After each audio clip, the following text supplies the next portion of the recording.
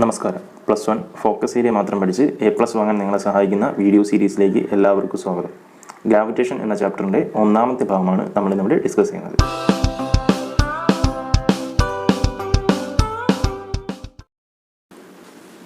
ആദ്യമായി നമുക്ക് ഈ ചാപ്റ്ററിൻ്റെ സിലബസ് എന്താണ് എന്ന് നോക്കാം. ഫോക്കസ് ഏരിയയിലുള്ളത് 3 ടോപ്പിക്കുകളാണ്: universal law of gravitation, acceleration due to gravity of earth, acceleration due to gravity below and above the surface of earth. ഈ 3 കാര്യങ്ങൾ മാത്രം പഠിച്ചാൽ നിങ്ങൾക്ക് 60 മാർക്കിന് 7 മാർക്കാണ് ലഭിക്കുക. എന്നാൽ 120 മാർക്കിന് ക്വസ്റ്റ്യൻ പേപ്പർ ഉള്ളതുകൊണ്ട് അതിൻ്റെ 80% 10 മാർക്ക് വരെ, 10 മുതൽ 11 മാർക്ക് വരെ ഉള്ള ക്വസ്റ്റ്യൻസ് ഇത്രയും ടോപ്പിക്കിൽ നിന്ന് ക്വസ്റ്റ്യൻ പേപ്പറിൽ ഉണ്ടായിരിക്കും. ഗ്രാവിറ്റേഷൻ എന്ന വാക്ക് കേൾക്കുമ്പോൾ നമ്മുടെ മനസ്സിലേക്ക് ആദ്യമായി ഓടിയെത്തുന്ന ചിത്രം ഒരു ആപ്പിൾ മരത്തിൻ്റെ ചുവട്ടിലിരിക്കുന്ന ന്യൂട്ടനെയും ന്യൂട്ടൻ്റെ തലയിലേക്ക് വീഴുന്ന ആപ്പിളുമായിരിക്കും.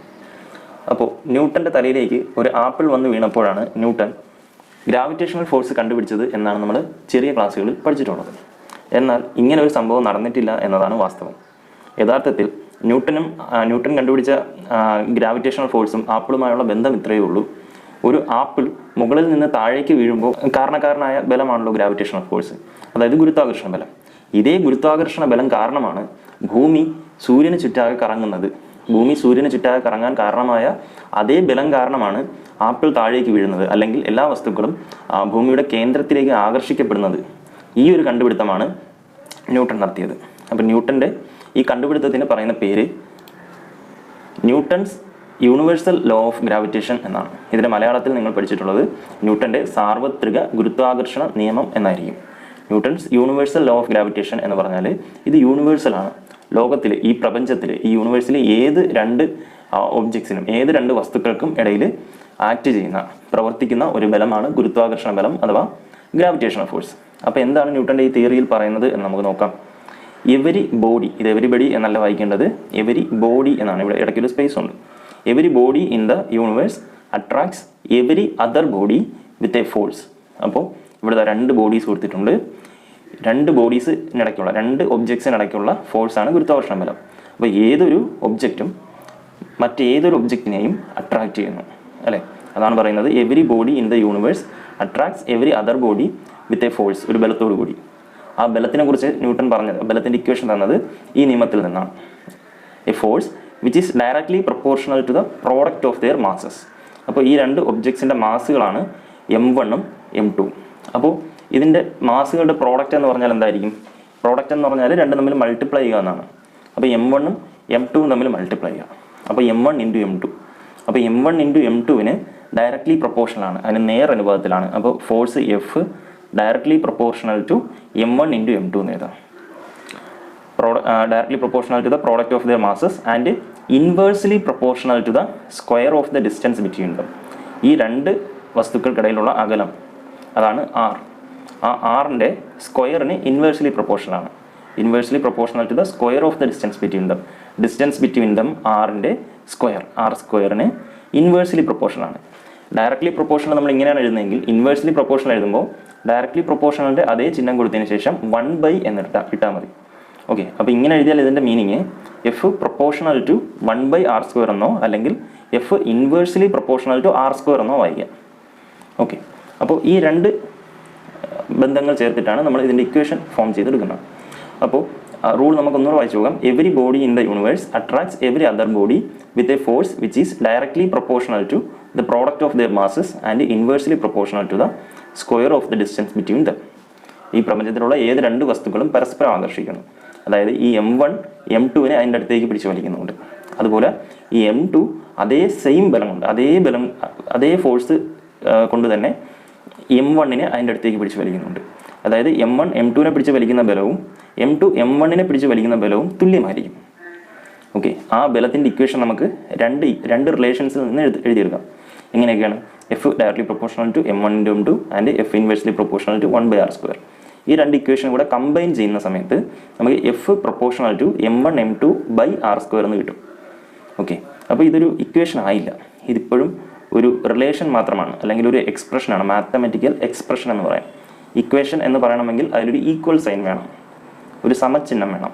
അപ്പോൾ സമചിഹ്നം അല്ലെങ്കിൽ ഇക്വേഷൻ ആക്കാൻ വേണ്ടി നമ്മൾ ചെയ്യുന്നത് എന്താണെന്ന് വെച്ചാൽ, ഇവിടെ ഒരു കോൺസ്റ്റൻറ്റ് കൊണ്ട് മൾട്ടിപ്ലൈ ചെയ്യുക എന്നുള്ളതാണ് ചെയ്യുന്നത്.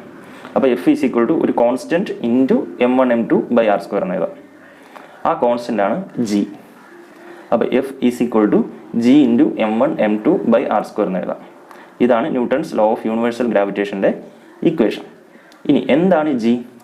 G is a constant called universal gravitational constant.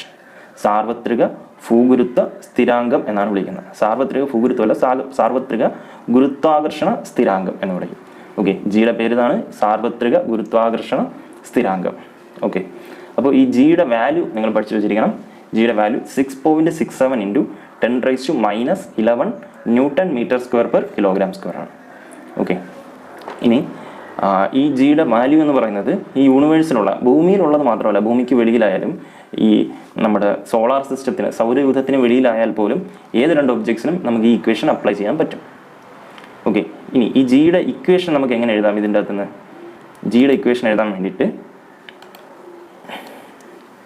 G is equal to എന്ന് എഴുതുകയാണെങ്കിൽ നമുക്കിവിടെ ജിയുടെ ഇക്വേഷൻ കിട്ടാനായി r² ഇപ്പുറത്ത് കൊണ്ടുപോകണം.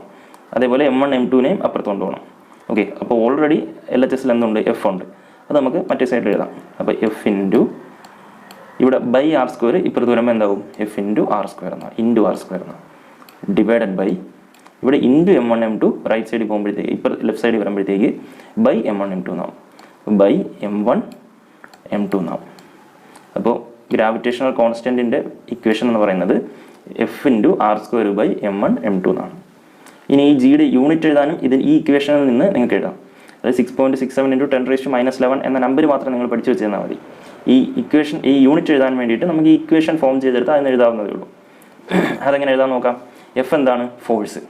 ഫോഴ്സിൻ്റെ യൂണിറ്റ് ന്യൂട്ടൺ. ആർ എന്താണ്? ഡിസ്റ്റൻസിൻ്റെ യൂണിറ്റ് മീറ്റർ ആണ്. പക്ഷേ ഇവിടെ r² ആയതുകൊണ്ട് മീറ്റർ സ്ക്വയർ കൊടുക്കുക. By m1 into m2. m1ഉം m2ഉം മാസുകളാണ്. അപ്പോൾ കിലോഗ്രാം ഇൻറ്റു കിലോഗ്രാം ആകുമ്പോൾ കിലോഗ്രാം സ്ക്വയർ. അപ്പോൾ ബൈ കിലോഗ്രാം സ്ക്വയർ. അപ്പോൾ ഇതിനെ നമുക്ക് kg⁻⁻² എന്ന് എഴുതാം. Newton metre square into kg⁻⁻² എന്ന് എഴുതിയാലും ഇങ്ങനെ തന്നെയാണ് വായിക്കേണ്ടത്. ഇതെങ്ങനെ എഴുതാം? Newton metre square kg⁻⁻². അങ്ങനെ എഴുതുമ്പോഴത്തേക്ക് നമുക്ക് ഈ ബൈ ചിഹ്നം ഇട്ട് കൊടുക്കേണ്ട ആവശ്യമില്ല. ഓക്കെ, അപ്പോൾ അത്രയും കാര്യങ്ങളാണ് ന്യൂട്ടൺസ് യൂണിവേഴ്സൽ ലോ ഓഫ് ഗ്രാവിറ്റേഷനിൽ നിന്ന് പഠിക്കാനുള്ളത്. നമുക്ക് അടുത്ത എന്താണെന്ന് നോക്കാം. അടുത്ത ജിയുടെ ഡെഫിനേഷനാണ് പറയുന്നത്. ജിയുടെ ഇക്വേഷൻ എങ്ങനെയാണ് ഫോം ചെയ്യുന്നതെന്ന് തൊട്ട് മുമ്പത്തെ സ്ലൈഡിൽ പറഞ്ഞിരുന്നു. ഇനി ജിയുടെ ഡെഫിനേഷൻ പറയണമെങ്കിൽ ജി ഈസ് ഈക്വൽ ടു എന്താണെന്ന് പറയണം. ജി ഈസ് ഈക്വൽ ടു എന്താണെന്ന് പറയാനായിട്ട് നമ്മളിതാ ഇവിടെ ഈ ഇക്വേഷനിൽ ജിയുടെ ഇക്വേഷൻ നമ്മൾ തൊട്ട് മുമ്പ് എഴുതിയിരുന്നു. ഈ ഇക്വേഷൻ തന്നെയാണ് ഇവിടെ എഴുതിയിരിക്കുന്നത്. അതിനകത്ത് m1നും m2നും r-നും 1 കൊടുക്കണം. ഓക്കെ, m1 m2 എന്താണ്? മാസുകളാണ്. അപ്പോൾ അതിന് 1 കൊടുക്കുക എന്ന് പറഞ്ഞാൽ 1 കിലോഗ്രാം കൊടുക്കുക എന്നാണ്. അപ്പോൾ m1നും m2നും 1 കിലോഗ്രാം കൊടുക്കുക. r ഡിസ്റ്റൻസ് അല്ലേ, അപ്പോൾ മീറ്ററാണ്. അപ്പോൾ 1 മീറ്റർ എന്ന് കൊടുക്കുക r-ന്. അപ്പോൾ r is equal to 1 metre കൊടുക്കുക. അപ്പോൾ നമ്മുടെ ഈ ഇക്വേഷൻ എങ്ങനെ മാറും? F is equal to G into 1 into 1 by r², 1². അപ്പോൾ ജി ഇൻറ്റു 1 ഇൻറ്റു 1/1 എന്ന് പറഞ്ഞാൽ ജി തന്നെയാണ്. അപ്പോൾ F is equal to G എന്ന് കിട്ടും. അപ്പോൾ ഇതിൻ്റെ അകത്ത് നിന്ന് ഇത്രയും കാര്യങ്ങൾ എഴുതിയതിൽ നിന്ന് നമുക്ക് ജിയുടെ ഡെഫിനേഷൻ എഴുതാൻ പറ്റും. എങ്ങനെ എഴുതാം? m1ഉം m2ഉം 1 കിലോഗ്രാം ആവുകയും r-ന് 1 കൊടുക്കുകയും ചെയ്യുന്ന സമയത്ത് ജി ഇൻറ്റു m1 m2ന് പകരം 1 ഇൻറ്റു 1 എന്ന് എഴുതാം, ബൈ 1². അപ്പോൾ എന്താവും? ജി ഇൻറ്റു 1 ബൈ 1², അതായത് 1 തന്നെ. അപ്പോൾ ജി എന്ന് തന്നെ വരും. അപ്പോൾ F is equal to G എന്ന് വരും. അപ്പോൾ ഇതിൻ്റെ ഡെഫിനേഷൻ നമുക്ക് ഇത്രയും കാര്യങ്ങൾ എഴുതിയതിൽ നിന്ന് എഴുതാൻ പറ്റും. എങ്ങനെയാണ് എഴുതാൻ പറ്റുക? m1നും m2നും 1 കൊടുക്കുക. അതായത് 2 മാസുകളുണ്ട്. ആ 2 മാസുകളുടെയും ആ 2 ഒബ്ജക്ട്സിൻ്റെയും മാസ് 1 കിലോഗ്രാം വീതമാണ്. ഇനി ആ 2 ഒബ്ജക്ട്സ് ഇരിക്കുന്നത് എത്ര ദൂരത്തിലാണ്? 1 മീറ്റർ ദൂരത്തിലാണ്. അങ്ങനെയാണെങ്കിൽ ആ 2 ഒബ്ജക്ട്സിനിടയ്ക്ക് ആക്ട് ചെയ്യുന്ന ഫോഴ്സ് എഫ് തന്നെയായിരിക്കും ജി എന്ന് പറയുന്നത്, അല്ലേ? m1ഉം m2ഉം 1 ആവുകയും ഡിസ്റ്റൻസ് 1 ആവുകയും ചെയ്ത സമയത്ത് F is equal to G എന്ന് കിട്ടി. അങ്ങനെയാണെങ്കിൽ G is equal to F എന്ന് എഴുതാം. അതായത് universal gravitational constant is equal to force between the objects എന്ന് എഴുതാം. അപ്പോൾ അതിൽ നിന്നാണ് നമ്മൾ ഈ ഡെഫിനേഷൻ പറയുന്നത്. Universal gravitational constant is numerically equal to അതിൻ്റെ വാല്യൂ 6.67 ഇൻറ്റു 10⁻⁻11. അതെങ്ങനെ കിട്ടും എന്നാണ് പറയുന്നത്. അത് എക്സ്പെരിമെൻ്റലി ചെയ്യുന്നതാണ്. അതെങ്ങനെയാണ്? ആ നമ്പർ ഈസ് ഈക്വൽ ടു, അതാണ് ന്യൂമറിക്കലി ഈക്വൽ ടു ഫോഴ്സ് എന്ന് പറയുന്നത്, അല്ലേ? Numerically equal to the force of attraction between the 2 unit masses. Force of attraction ആണ്, എഫ് ആണത്, അല്ലേ? എപ്പോഴും 2 മാസുകളും 1 ആകുമ്പോൾ 1 എന്നുള്ളതിന് നമ്മൾ പറയുന്ന വേറൊരു വാക്കാണ് യൂണിറ്റ് എന്ന് പറയുന്നത്. അപ്പോൾ force of attraction between 2 unit masses എന്ന് പറഞ്ഞാൽ M1-നും M2-നും 1 കൊടുക്കുക എന്നാണ് മീനിങ്. ഓക്കെ, ഇനി അതിൻ്റെ ഇടയ്ക്കുള്ള ഡിസ്റ്റൻസ് 1 മീറ്റർ ആണ് എന്നും കൂടെ പറയണം. അപ്പോൾ ആ യൂണിറ്റ് മാസുകൾ എങ്ങനെയാണ് വെച്ചിരിക്കുന്നത്? Kept at a distance of 1 metre apart. Apart എന്ന് പറഞ്ഞാൽ അകലെ. അപ്പോൾ 2 മാസുകളും 1 മീറ്റർ അകലെ വെച്ചിരിക്കണം. ആ 2 മാസുകളും 1 കിലോഗ്രാം വീതമായിരിക്കണം.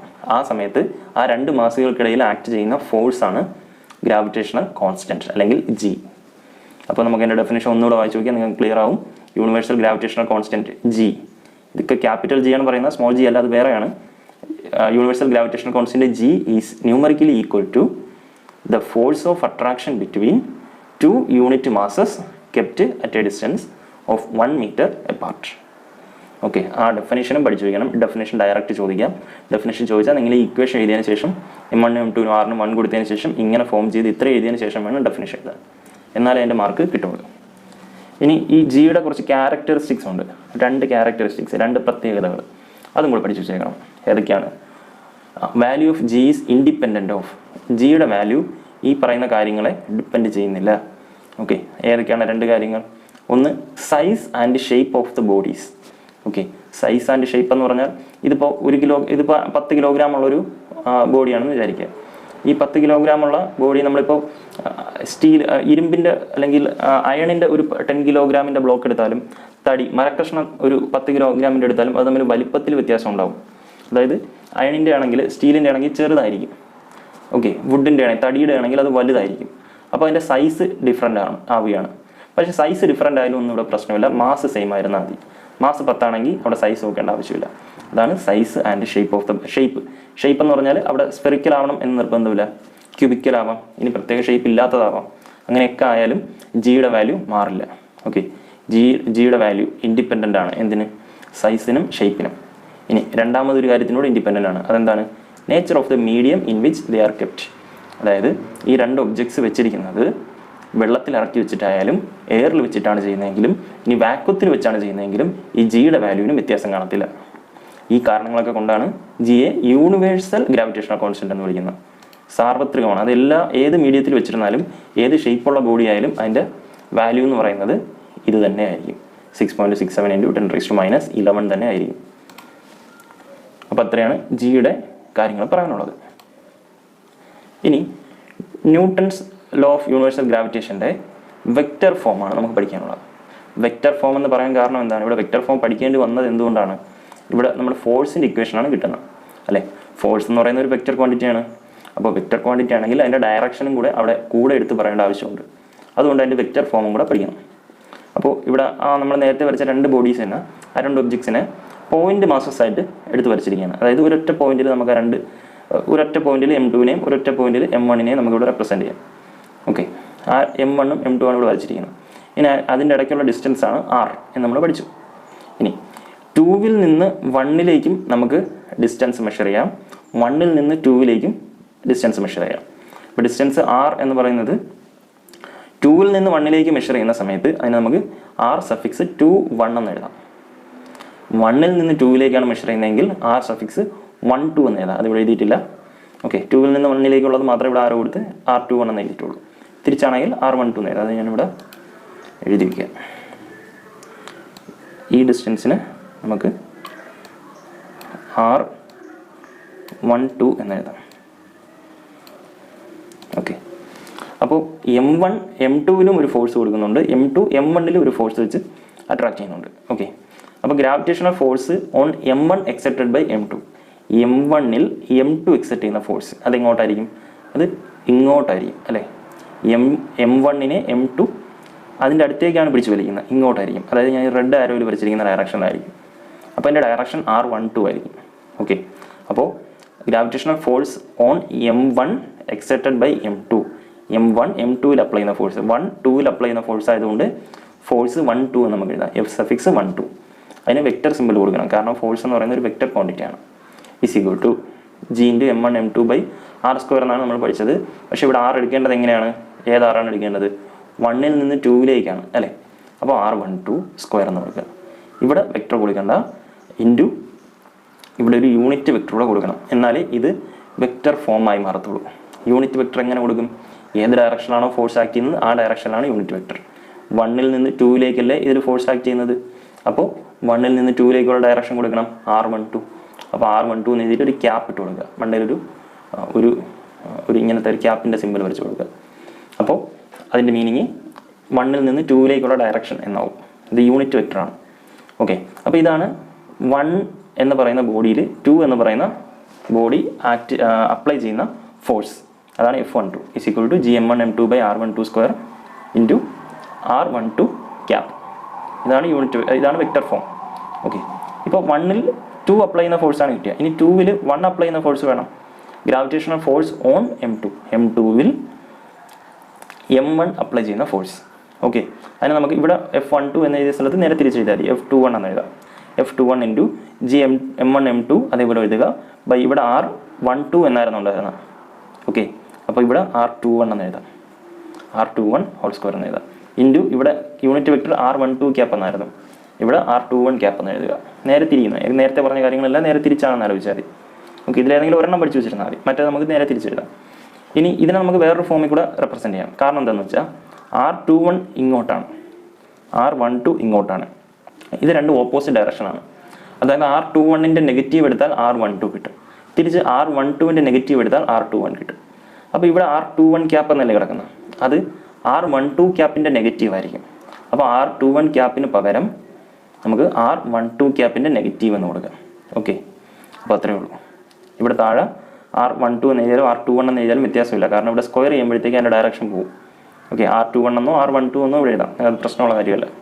ഓക്കെ, അപ്പോൾ ഈ നെഗറ്റീവ് നമുക്ക് ആദ്യം എടുത്ത് എഴുതി കഴിഞ്ഞാൽ -Gm1m2/r12² ഇൻറ്റു R12 ക്യാപ്പ് എന്ന് എഴുതാം. ഓക്കെ, ഇനി നമ്മൾ നോക്കുകയാണെങ്കിൽ ഈ മൈനസ് മാത്രം മാറ്റി നിർത്തി കഴിഞ്ഞാൽ ഇത്രയും ക്വാണ്ടിറ്റീസ് അല്ലേ ഇവിടെ എഴുതിയിരിക്കുന്ന Gm1m2/r12² ഇൻറ്റു R12 ക്യാപ്പ്, അതല്ലേ ഇവിടെ എഴുതിയിരിക്കുന്നത്. അപ്പോൾ ഇത്രയും കാര്യങ്ങൾക്ക് പകരം നമുക്ക് എന്ത് എഴുതാം, F12 എന്ന് എഴുതി കൂടെ എഴുതാം. ഈ മൈനസ് വെളിയിലുണ്ട്, ഇൻറ്റു F12 എന്ന് എഴുതാം. അപ്പോൾ -F12 എന്ന് എഴുതാം. അപ്പോൾ നമ്മുടെ LHS എന്തായിരുന്നു ഉണ്ടായിരുന്നത്, F21 വെക്ടർ = -F12 വെക്ടർ എന്ന് എഴുതാം. അതായത് F12ഉം F21ഉം ഡയറക്റ്റ്ലി ഓപ്പോസിറ്റ് ഡയറക്ഷനുള്ള വെക്ടറാണ്. രണ്ടും എതിർ ദിശകളിലുള്ള വെക്ടറാണ്. അപ്പോൾ നമുക്ക് ഈ ഫിഗർ ഒന്നുകൂടി ഇവിടെ എടുത്ത് വരച്ചിട്ട് M2 M1 അടയാളപ്പെടുത്തിയിട്ട് R12ഉം R21ഉം അടയാളപ്പെടുത്തണമെങ്കിൽ പെടുത്താം, ഇല്ലെങ്കിൽ കുഴപ്പമില്ല. ഇനി F21 എങ്ങോട്ടാണ്, 2ൽ നിന്ന് 1ലേക്കാണ്. F12 എങ്ങോട്ടാണ്, 1ൽ നിന്ന് 2ലേക്കാണ്. അപ്പോൾ ഇതിന് രണ്ടിൻ്റെ ഡയറക്ഷൻ ഇവിടെ മാർക്ക് ചെയ്ത് കാണിക്കുക. എന്നിട്ട് ഇവിടെ F21 വെക്ടർ എന്നും ഇവിടെ F12 വെക്ടർ എന്നും എഴുതി കാണിക്കുക. അപ്പോൾ അത്രയും കാര്യങ്ങൾ എഴുതുമ്പോൾ വെക്ടർ ഫോം കംപ്ലീറ്റ് ആവുകയാണ്. വെക്ടർ ഫോം എഴുതാൻ പറഞ്ഞാൽ ഈ ഇക്വേഷനും എഴുതിയാലും മതി, ഇത്ര എഴുതിയാലും മതി.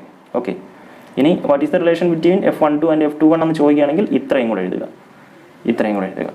Okay, Newton's law of gravitation obeys Newton's third law of motion.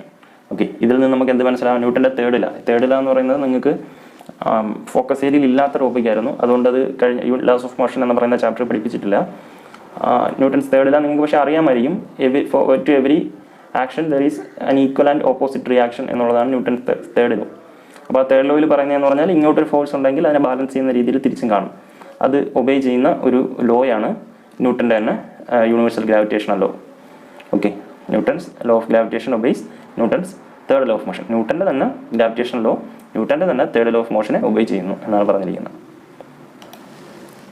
ഇനി ഗ്രാവിറ്റേഷണൽ ഫോഴ്സിൻ്റെ കുറേ ഗ്രാവിറ്റേഷണൽ ഫോഴ്സിൻ്റെ ക്യാരക്ടറിസ്റ്റിക്സ് നമ്മൾ നേരത്തെ ഗ്രാവിറ്റേഷണൽ കോൺസ്റ്റൻറ്റിൻ്റെ 2 ക്യാരക്ടറിസ്റ്റിക്സ് പഠിച്ചായിരുന്നു. പക്ഷേ അതല്ല ഇവിടെ പറയുന്നത് ഗ്രാവിറ്റേഷണൽ ഫോഴ്സിൻ്റെ കുറച്ച് ക്യാരക്ടറിസ്റ്റിക്സ് ഉണ്ട്. എന്തൊക്കെയാണെന്ന് നോക്കാം. ഒന്ന്, gravitational force is always attractive. എപ്പോഴും അട്രാക്റ്റീവ് ആയിരിക്കും. നമുക്കറിയാം 2 ചാർജുകൾ തമ്മിൽ അട്രാക്റ്റും റിപ്പല്ലും ചെയ്യുമെന്നറിയാം, അതായത് ആകർഷണവും വികർഷണവും.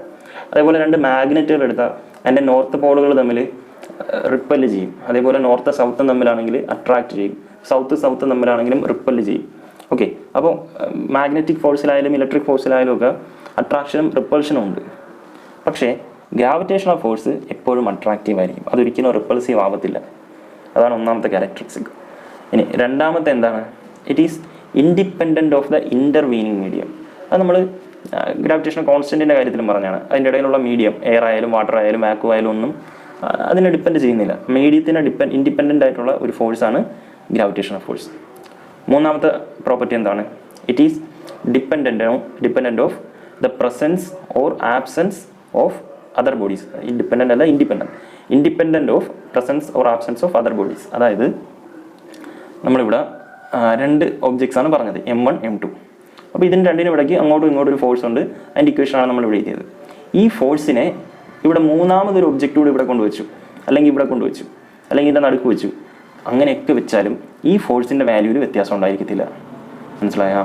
1നും 2നും ഇടയ്ക്കുള്ള അട്രാക്റ്റീവ് ഫോഴ്സ് വേറൊരു ഫോറിൻ ബോഡി അതിൻ്റെ ഇടയിൽ വരുന്നത് കൊണ്ട് ചേഞ്ച് ചെയ്യില്ല എന്നാണ് പറയുന്നത്.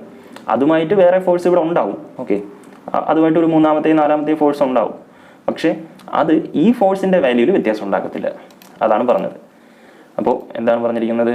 Gravitational force is independent of the presence or absence of other bodies. Okay, ഇനി നാലാമത്തെ ക്യാരക്ടറിസ്റ്റിക് ഇതാണ്. It is a central force. ഒരു സെൻട്രൽ ഫോഴ്സാണ്. സെൻട്രൽ ഫോഴ്സ് എന്ന് പറഞ്ഞാൽ എന്താണ്? ഈ ഗ്രാവിറ്റേഷണൽ ഫോഴ്സ് ഈ ബോഡിയുടെ സെൻറ്ററിൽ നിന്ന് ഈ ബോഡിയുടെ സെൻറ്ററിലേക്കാണ് ആക്ട് ചെയ്യുന്നത്. സെൻറ്റർ എന്ന് പറഞ്ഞാൽ വെറും ജോമെട്രിക്കൽ സെൻറ്റർ അല്ല ഉദ്ദേശിക്കുന്നത്, സെൻറ്റർ ഓഫ് മാസ് എന്നുള്ള സെൻറ്ററാണ്, അല്ലെങ്കിൽ സെൻറ്റർ ഓഫ് ഗ്രാവിറ്റി എന്ന് പറയുന്നൊരു കോൺസെപ്റ്റ് കൂടെ ഉണ്ട്. സെൻറ്റർ ഓഫ് മാസിലേക്കായിരിക്കും ഈ ഫോഴ്സ് ആക്ട് ചെയ്യുന്നത്. അതായത് ഈ ബോഡിയുടെ ഏത് പോയിന്റിലേക്കാണ് ഇവിടെ നിന്ന് ഫോഴ്സ് ആക്ട് ചെയ്യുന്നതെന്ന് വെച്ചാൽ നമുക്ക് ഈ പോയിന്റ് ആണോ, ഈ ടോപ്പിലെ പോയിന്റ് ആണോ, നടുക്കുള്ള പോയിന്റ് ആണോ, അത് ഈ ഇടയ്ക്കുള്ള ഈ പോയിന്റ് ആണോ, അത് ഈ പോയിന്റ് ആണോ, താഴത്തെ പോയിന്റ് ആണോ എന്നൊക്കെ ഡൗട്ട് വരും. പക്ഷേ അതിന് ഡൗട്ടിൻ്റെ ആവശ്യമില്ല. എപ്പോഴും അതിൻ്റെ സെൻറ്ററിലേക്കായിരിക്കും ഈ ഫോഴ്സ് ആക്ട് ചെയ്യുന്നത്. സെൻറ്ററിലേക്ക് ആക്ട് ചെയ്യുന്ന ഫോഴ്സിനെയാണ് സെൻട്രൽ ഫോഴ്സ് എന്ന് പറയുന്നത്. അപ്പോൾ gravitational force is a central force. ഇനി it is a conservative force. Conservative ഫോഴ്സും ഉണ്ട്, നോൺ കൺസർവേറ്റീവ് ഫോഴ്സും ഉണ്ട്. അത് വർക്ക് എനർജി പവർ എന്ന് പറയുന്ന ചാപ്റ്ററിൽ നിങ്ങളുടെ പഠിക്കാനുള്ള ടോപ്പിക്കായിരുന്നു. പക്ഷേ അത് ഫോക്കസ് ഏരിയയിൽ ഇല്ലാത്തതായതുകൊണ്ടാണ് പഠിപ്പിക്കാത്തത്. കൺസർവേറ്റീവ് ഫോഴ്സ് എന്ന് പറഞ്ഞാൽ ഇത്രയേ ഉള്ളൂ മീനിങ്. ഇവിടെ നിന്ന് ഈ സാധനത്തെ, ഈ ഒരു ഒബ്ജക്റ്റിനെ ഇങ്ങോട്ട് വലിച്ചുകൊണ്ടിരിക്കുകയാണ്. ഈ ഒന്നാമത്തെ ബോഡി രണ്ടിനെ ഇങ്ങോട്ട് വലിച്ചുകൊണ്ടിരിക്കുകയാണ്. അപ്പോൾ നമുക്ക് ഇതിനെ ഈ പോയിന്റിൽ നിന്ന് റൈറ്റിലോട്ട് കൊണ്ടുപോകണം. ഓക്കെ, അപ്പോൾ നമുക്ക് ഈ ഒബ്ജക്റ്റിനെ കൊണ്ടുവന്നിട്ട് എടുക്കാം. അപ്പോൾ ഇവിടെ സ്പേസ് ഉണ്ടല്ലോ. അപ്പോൾ ഈ രണ്ടാമത്തെ ഒബ്ജക്റ്റ് ഒന്നിനെ റൈറ്റിലോട്ട് വലിച്ചുകൊണ്ടിരിക്കുകയാണ്. അപ്പോൾ ഈ ഒന്നാമത്തെ ഒബ്ജക്റ്റിനെ നമ്മൾ ഇങ്ങോട്ട് കൊണ്ടുപോകാൻ നോക്കുകയാണ്. ഓക്കെ, ഇതാ ഈ ഒരു പോയിന്റ് വരെ കൊണ്ടുപോകാം. ഈ N എന്ന് പറയുന്ന ഈ ഒരു പോയിന്റ് വരെ കൊണ്ടുവരണം. ഓക്കെ, അപ്പോൾ ഇങ്ങനെ കൊണ്ടുവരാനായിട്ട് നമുക്കിത് ഇവിടെ നിന്ന് സ്ട്രെയിറ്റ് ലൈനിൽ കൊണ്ടുവരാം, അല്ലെങ്കിൽ ഇങ്ങനെ ഒരു കർവ്ഡ് പാത്തിലൂടെ കൊണ്ടുവരാം. ഓക്കെ, അല്ലെങ്കിൽ ഇത് രണ്ടും അല്ലാതെ മൂന്നാമതൊരു വഴിയിലൂടെ കൊണ്ടുവരാം. അപ്പോൾ ഏത് വഴിയിലൂടെ ഇവിടെ കൊണ്ടുവന്നാലും നമുക്ക് വർക്ക് ചെയ്യേണ്ടി വരും. നമുക്ക് ഈ ഫോഴ്സ്, ഈ അട്രാക്റ്റീവ് ഫോഴ്സിനെതിരെ നമ്മൾ എക്സ്റ്റേണലി ഒരു ബലം പ്രയോഗിച്ചാലേ ഇതിനെ ഇവിടം വരെ കൊണ്ടുവരാൻ പറ്റും. അപ്പോൾ അങ്ങനെ ചെയ്യേണ്ടി വരുന്ന വർക്ക് ഈ പാത്തിനെ ഡിപ്പെൻഡൻ്റ് ആണെങ്കിൽ അതിനെ നോൺ കൺസർവേറ്റീവ് ഫോഴ്സ് എന്ന് പറയും. ഓക്കെ, പാത്തിനെ ഡിപ്പെൻഡൻ്റ് അല്ല എന്നുണ്ടെങ്കിൽ കൺസർവേറ്റീവ് ഫോഴ്സ് എന്ന് പറയും. അതായത് ഏറ്റവും എളുപ്പത്തിൽ കൊണ്ടുവരാൻ പറ്റിയ വഴിയിൽ കൂടെ കൊണ്ടുവരുന്ന വർക്ക് കുറവും, വേറെ ഏതെങ്കിലും വഴിയിൽ കൂടെ കൊണ്ടുവരാൻ പറ്റുന്ന വർക്ക് കൂടുതലുമാണെങ്കിൽ അത് പാത്തിനെ ഡിപ്പെൻഡ് ചെയ്യുന്നുണ്ട്. ഓക്കെ, പാത്തിനെ ഡിപ്പെൻഡ് ചെയ്താണ് ആ വർക്ക് ഇരിക്കുന്നത്. അങ്ങനെയാണെങ്കിൽ അത് ഒരു നോൺ കൺസർവേറ്റീവ് ഫോഴ്സ് ആയിരിക്കും. ഓക്കെ, ഫ്രിക്ഷണൽ ഫോഴ്സ് ഒക്കെ നോൺ കൺസർവേറ്റീവ് ഫോഴ്സ് ആണ്. അതേസമയം ഗ്രാവിറ്റേഷണൽ ഫോഴ്സ് അങ്ങനെ വ്യത്യാസമൊന്നുമില്ല. ഈ വഴി കൂടെ കൊണ്ടുവന്നാലും ഇങ്ങനെ കൊണ്ടുവന്നാലും ഒക്കെ സെയിം വർക്ക് സെയിം ആയിരിക്കും. അതുകൊണ്ട് ഗ്രാവിറ്റേഷണൽ ഫോഴ്സിനെ നമുക്ക് വിളിക്കാം കൺസർവേറ്റീവ് ഫോഴ്സ് എന്ന് വിളിക്കാം. കൺസർവേറ്റീവ് ഫോഴ്സ് നമുക്ക് പഠിക്കാനില്ലായിരുന്നു, എന്നാലും നിങ്ങൾ ഈ വാക്ക് മാത്രം പഠിച്ചു വെച്ചിരുന്നാൽ മതി. ഗ്രാവിറ്റേഷണൽ ഫോഴ്സ് എന്ന് പറഞ്ഞാൽ ഒരു കൺസർവേറ്റീവ് ഫോഴ്സ് ആണ്. അത് കൺസർവേറ്റീവ് ഫോഴ്സ് എന്താണെന്ന് ചോദിച്ചാൽ ഇത്രയേ ഉള്ളൂ. അത് ആ കൺസർവേറ്റീവ് ഫോഴ്സിനെതിരെ ചെയ്യുന്ന വർക്ക് പാത്തിനെ ഡിപ്പെൻഡ് ചെയ്യുന്നില്ല. പാത്തിനെ ഡിപ്പെൻഡ് ചെയ്യാത്ത വർക്കാണുള്ളതെങ്കിൽ ആ ഫോഴ്സിനെ നമ്മൾ കൺസർവേറ്റീവ് ഫോഴ്സ് എന്ന് വിളിക്കാം. മനസ്സിലായെന്ന് വിശ്വസിക്കുന്നു.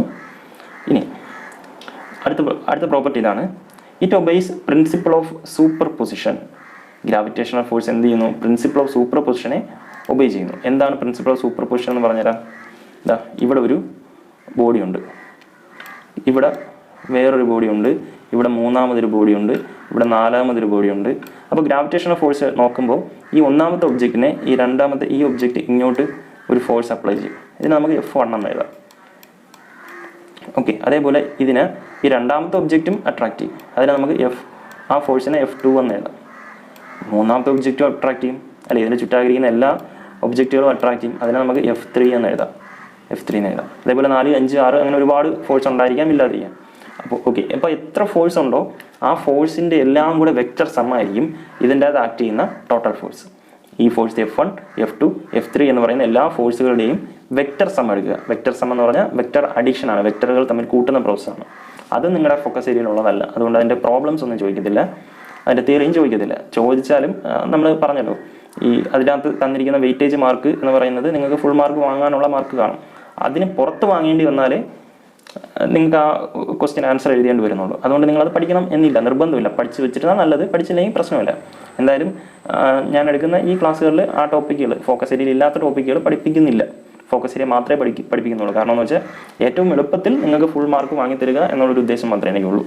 അതുകൊണ്ടാണ് അതെടുക്കാത്തത്. ഓക്കെ, ഏറ്റവും എളുപ്പത്തിൽ, നമുക്കിനി കുറച്ച് സമയമുള്ളൂ, അതുകൊണ്ട് ഏറ്റവും എളുപ്പത്തിൽ മാർക്ക് വാങ്ങാം. മാർക്ക് വാങ്ങിക്കഴിഞ്ഞ് അതിന് ശേഷം വേണമെങ്കിൽ നമുക്കത് പഠിക്കാമല്ലോ, അതുകൊണ്ടാണ് പഠിപ്പിക്കാത്തത്. അപ്പോൾ ഈ ഗ്രാവിറ്റേഷണൽ ഫോഴ്സ് എന്ന് പറയുന്ന ഒരു കൺസർവേറ്റീവ് ഫോഴ്സാണ്. അതായത് ഈ വെക്ടറുകളുടെ എല്ലാം ഒന്നിൽ കൂടുതൽ ഫോഴ്സ് ആക്ട് ചെയ്യുന്നുണ്ടെങ്കിൽ, ഒന്നിൽ കൂടുതൽ ഗ്രാവിറ്റേഷണൽ ഫോഴ്സ് ആക്ട് ചെയ്യുന്നുണ്ടെങ്കിൽ മൊത്തം ഫോഴ്സ് കിട്ടാനായിട്ട്, ഇതിൻ്റെ അകത്ത് ആക്ട് ചെയ്യുന്ന മൊത്തം ഫോഴ്സ് കിട്ടാനായിട്ട് ഇതിൻ്റെ മൂന്നിൻ്റെയും വെക്ടർ സം എടുക്കണം. വെക്ടർ തമ്മിൽ ആഡ് ചെയ്യണം. വെക്ടർ ആഡ് ചെയ്യുക എന്ന് പറഞ്ഞാൽ നമ്മൾ സിംപ്ലി നമ്പേഴ്സ് 4 3 കൂടെ കൂട്ടി 7 കിട്ടുന്ന പോലെ ഒരു പ്രോസസ്സ് അല്ല. വെക്ടറുകൾ തമ്മിൽ ആഡ് ചെയ്യുമ്പോൾ 4 3 കൂടെ കൂട്ടിയാൽ 7 ആയിരിക്കില്ല കിട്ടുന്നത്. അതാണ് വ്യത്യാസം. ഇനി അടുത്ത ക്യാരക്ടറിസ്റ്റിക് ഇതാണ്, ഇറ്റ് ഒബെയ്സ് ദ പ്രിൻസിപ്പിൾ. അത് നമ്മൾ പറഞ്ഞു. അടുത്തത് ഇതാണ്, it is the weakest force in nature. ഈ പ്രകൃതിയിലുള്ള, ഈ നേച്ചറിലുള്ള ഏറ്റവും വീക്കായിട്ടുള്ള ഫോഴ്സാണ് ഗ്രാവിറ്റേഷണൽ ഫോഴ്സ്. 4 ഫോഴ്സുകളാണ് ഈ നേച്ചറിലുള്ളത്, 4 ഫണ്ടമെൻ്റൽ ഫോഴ്സസ്. അത് നമ്മുടെ ഒന്നാമത്തെ ചാപ്റ്ററായിട്ടുള്ള ഫിസിക്കൽ വേൾഡ് എന്ന് പറയുന്ന ചാപ്റ്ററിൽ നമ്മൾ പഠിച്ചതാണ്. 4 ഫോഴ്സുകൾ: gravitational force, weak nuclear force, electromagnetic force, strong nuclear force. ഈ 4 ഫോഴ്സുകളാണ് നേച്ചറുള്ളത്. അപ്പോൾ ഈ 4 ഫോഴ്സുകളും നമ്മുടെ അടുത്ത് കമ്പയർ ചെയ്യുകയാണെങ്കിൽ അതിനകത്ത് ഏറ്റവും വീക്കായിട്ടുള്ള ഫോഴ്സാണ് ഗ്രാവിറ്റേഷണൽ ഫോഴ്സ്. സ്ട്രോങ് ആയിട്ടുള്ളത് സ്ട്രോങ് ന്യൂക്ലിയർ ഫോഴ്സാണ്. അല്ലെങ്കിൽ സ്ട്രോങ് ന്യൂക്ലിയർ ഫോഴ്സിൻ്റെ വേറൊരു പേരാണ് സ്ട്രോങ് ഫോഴ്സ് എന്നും പറയാം. അപ്പോൾ സ്ട്രോങ് ഫോഴ്സ് ഏറ്റവും സ്ട്രോങ്ങസ്റ്റ് ഫോഴ്സാണ്. വീക്കസ്റ്റ് ഫോഴ്സ് എന്ന് പറയുന്നത് ഏതാണ്? ഗ്രാവിറ്റേഷണൽ ഫോഴ്സാണ്. അപ്പോൾ അതാണ് ആ ക്യാരക്ടറിസ്റ്റിക്. അടുത്ത എന്താണ്? It is A long range force. അതായത് ഗ്രാവിറ്റേഷണൽ ഫോഴ്സ് ആക്ട് ചെയ്യാനായിട്ട് ഒന്നാമത്തെ ഒരു ഒബ്ജക്റ്റും M1 എന്ന് പറയുന്ന ബോഡി ഇവിടെ ഇരിക്കുകയാണ്. M2 എന്ന് പറയുന്നത് ഇവിടെ ഇരുന്നാലും, ഇനി വളരെ വളരെ വളരെ ദൂരെ ഇരുന്നാലും, ഇങ്ങനെ ദൂരെ ഇരിക്കുകയാണ് M2. ഓക്കെ, വളരെ ദൂരെ ഇരുന്നാലും ഈ ഫോഴ്സ് ഉണ്ടായിരിക്കും. Gravitational force will be there. അവിടെ ഗ്രാവിറ്റേഷണൽ ഫോഴ്സ് പ്രസൻ്റ് ആയിരിക്കും. പക്ഷേ ഡിസ്റ്റൻസ് കൂടുന്നതിനനുസരിച്ച് ഗ്രാവിറ്റേഷണൽ ഫോഴ്സിൻ്റെ വാല്യൂ കുറഞ്ഞു വരും. ഓക്കെ, ഈ ഡിസ്റ്റൻസ് കൂടി ഇൻഫിനിറ്റ് ഡിസ്റ്റൻസ് എത്തിയാൽ പോലും ഗ്രാവിറ്റേഷണൽ ഫോഴ്സ് ആക്ട് ചെയ്യും. ഓക്കെ, അതുകൊണ്ട് എത്ര ദൂരെ ഇരുന്നാലും ആക്ട് ചെയ്യുന്ന ഫോഴ്സിനെ നമ്മൾ പറയാനായിട്ട് ഉപയോഗിക്കുന്ന വാക്കാണ് ലോങ് റേഞ്ച് ഫോഴ്സ്. അപ്പോൾ ഗ്രാവിറ്റേഷണൽ ഫോഴ്സ് ഒരു ലോങ് റേഞ്ച് ഫോഴ്സാണ്, വളരെ ദൂരെ ഇരുന്നാൽ പോലും ആക്ട് ചെയ്യുന്ന ഫോഴ്സാണ്. അപ്പോൾ അത്രയും ക്യാരക്ടറിസ്റ്റിക് പഠിച്ചു വെച്ചേക്കുക. ഇത്രയും ക്യാരക്ടറിസ്റ്റിക് ഇതിനകത്ത് നിന്നൊരു 4 എണ്ണം എഴുതാൻ ചോദിച്ചാൽ നിങ്ങൾ എഴുതി കൊടുക്കാൻ അറിഞ്ഞിരിക്കണം. അല്ലെങ്കിൽ ഇതിൻ്റെ അകത്ത് നിന്ന് ഏതെങ്കിലും ഒരു സ്റ്റേറ്റ്മെൻറ്റ് തന്നിട്ട് ഇത് ട്രൂ ആണോ ഫോൾസ് ആണോ എന്ന് ചോദിക്കാം. ഈ സ്റ്റേറ്റ്മെൻറ്റ് തെറ്റിച്ച് തരാം. Okay, gravitational force is not a central force, true or false എന്ന് ചോദിക്കാം. 1 മാർക്കിൻ്റെ ക്വസ്റ്റ്യൻ ആയിരിക്കും. അപ്പോൾ അത് എഴുതാൻ പഠിച്ചു വെച്ചേക്കുക. അല്ലെങ്കിൽ ഇങ്ങനെ ചോദിക്കാം, does gravitational force depend on the presence or absence of other bodies എന്ന് ചോദിക്കാം. അപ്പോൾ യെസ് ഓർ നോ എന്ന് എഴുതാൻ പഠിച്ചു വെച്ചിരിക്കുക. അപ്പോൾ ഇത്രയും കാര്യങ്ങളുടെ കോൺസെപ്റ്റ് പഠിച്ചു വെച്ചിരുന്നാൽ മതി. ഓക്കെ, ഇത്രയും കോൺസെപ്റ്റ് പഠിച്ചു വെച്ചിരുന്നാൽ എന്നൊരു 4 പോയിന്റ് എഴുതാൻ ചോദിച്ചാൽ നിങ്ങൾക്ക് ഉറപ്പായിട്ട് ഓർമ്മ കാണും. അല്ലെങ്കിൽ ഇതിന് ഏതെങ്കിലും ട്രൂ ഓർ ഫോൾസ് ചോദിച്ചാലും എഴുതാൻ പറ്റും. അപ്പോൾ ഇത്രയും കാര്യങ്ങൾ പറഞ്ഞുകൊണ്ട് നമുക്ക് ഇന്നത്തെ ക്ലാസ് ഇവിടെ അവസാനിപ്പിക്കാം. കഴിഞ്ഞ ദിവസം സമയമില്ലാത്തതുകൊണ്ടാണ് വീഡിയോ പോസ്റ്റ് ചെയ്യാഞ്ഞത്. അതിന് പകരമായിട്ട് ഇന്ന് 2 വീഡിയോസ് പോസ്റ്റ് ചെയ്തിട്ടുണ്ട്. ക്ലാസ്സിൻ്റെ PDF നോട്ട് കിട്ടാനായിട്ട് ടെലിഗ്രാം ചാനൽ കയറി ഡൗൺലോഡ് ചെയ്തെടുക്കുക. ടെലിഗ്രാം ചാനൽ കയറി എടുക്കാൻ പറ്റുന്നില്ല എന്ന് പലരും കമൻറ്റ് ചെയ്ത് കണ്ടു, മെസ്സേജ് വെച്ചിരുന്നു. അപ്പോൾ അവർക്ക് വേണ്ടിയിട്ട് ഞാനതിൻ്റെ സ്ക്രീൻ റെക്കോർഡിംഗ് കാണിക്കാം എങ്ങനെയാണ് ജോയിൻ ചെയ്യുന്നതെന്നുള്ളത്. ടെലിഗ്രാം ചാനൽ ലിങ്ക് ലഭിക്കാൻ വേണ്ടി ഈ വീഡിയോയുടെ താഴെ കാണുന്ന ഒരു ആരോ കാണാം, ആ ആരോയിൽ പ്രസ് ചെയ്യുക. ആരോയിൽ പ്രസ് ചെയ്യുമ്പോൾ അവിടെ ഒരു ലിങ്ക് കൊടുത്തിട്ടുണ്ട്, https:/t.me/scrtphysics എന്ന് പറയുന്നൊരു ലിങ്ക് കൊടുത്തിട്ടുണ്ട്. ആ ലിങ്കിൽ ക്ലിക്ക് ചെയ്യുമ്പോൾ നിങ്ങൾ ആദ്യം നിങ്ങളുടെ വെബ് ബ്രൗസറിലോട്ട് കയറി പോകും. അവിടെ നിന്ന് ടെലിഗ്രാം ചാനലിലേക്ക് പോകും. അവിടെ ജോയിൻ എന്നുള്ള ബട്ടൺ പ്രസ് ചെയ്ത് കഴിഞ്ഞാൽ നിങ്ങൾക്ക് ചാനലിൽ ജോയിൻ ചെയ്യാൻ പറ്റും. മാത്രമല്ല ഇതിന് ശേഷം ഇടുന്ന PDF നോട്ടുകളും വീഡിയോയുടെ ലിങ്കുകളും എല്ലാം നിങ്ങൾക്ക് നോട്ടിഫിക്കേഷനായിട്ട് എത്തിച്ചേരുകയും ചെയ്യും. ഓക്കെ, അപ്പോൾ എല്ലാവർക്കും വിജയാശംസകൾ നേരുന്നു. Thank you.